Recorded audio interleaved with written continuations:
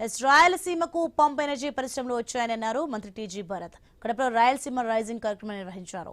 మంత్రులు TG Bharat, Satyakumar, AP BJP chief Madhav పాల్గొన్నారు. పరిశ్రమలు అనేది రాష్ట్ర అభివృద్ధిలో ముఖ్యమని తెలిపారు. కడప జిల్లా అభివృద్ధి కోసం ఇప్పటివరకు 10,000 కోట్లు పెట్టుబడులు పెట్టేందుకు పరిశ్రమలు ముందుకొచ్చాయని వెల్లడించారు.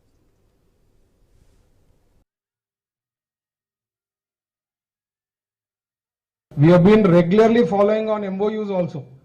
MOU స్టేటస్ ఏమి, వాళ్ళు ప్రాజెక్ట్ పెడతారా లేదా, నామకే వాస్తే MOUలు పెట్టేదంటే మేము 40 లక్షలు 50 లక్షల కోట్ల వరకు కూడా చేసేవాళ్ళం. బట్ స్క్రూటినీ చేసి MOU చేసాం. అవి గ్రౌండ్ చేస్తే దెన్ మనం అనుకునే 12.5 lakh crores. సో అనే రెగ్యులర్ బేసిస్ రివ్యూ జరుగుతోంది. సార్ దగ్గర రివ్యూ అవుతోంది.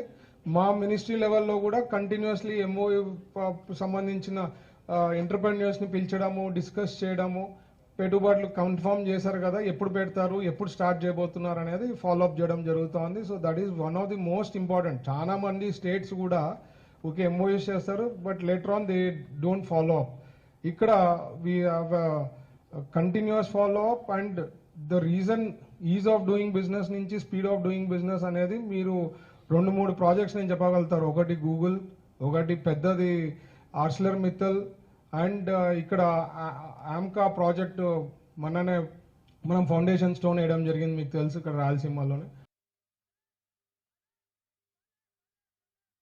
ప్రాంతానికి సంబంధించిన ప్రగతి కోసం మనం ఆలోచన చేస్తున్నాం.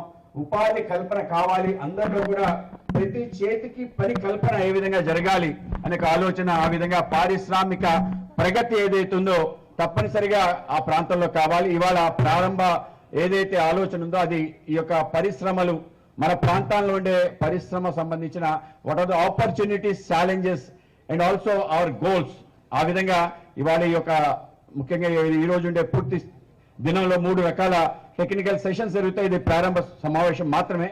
ఆ విధంగా వాటిపైన ఇన్ డెప్త్ ఆలోచన చేయాలి అని చెప్పి, కొత్త ఆలోచనలు ఏవైతే ఇన్నోవేటివ్ ఐడియాస్ ఏమైనా కొత్త పుంతలు మనం తప్పనిసరిగా తొక్కి ఆ విధంగా ప్రభుత్వానికి కూడా మనం మార్గదర్శిగా మారాలి. అటువంటి సమావేశం